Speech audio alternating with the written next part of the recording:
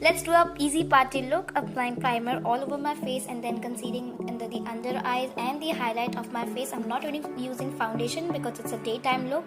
And then I'm gonna set it with the powder.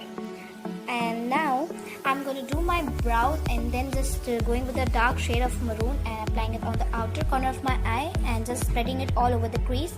Doing the same on the other eye and adding a shimmer on the inside of the eyes, and now intensifying the outer color with the same color. And then I'm going to do my eyeliner, a not so bold eyeliner, just a simple one. And then I'm adding my blush on the higher points of my cheeks so it can give me a lifted look. And now I'm going to add a shimmer brush so that it can act as a highlighter of my face, and adding my mascara, outlining my lips with a dark brown shade, and then just going with a light brown lipstick all over my lips. Makeup is done, adding accessories and doing my hair, and I'm ready.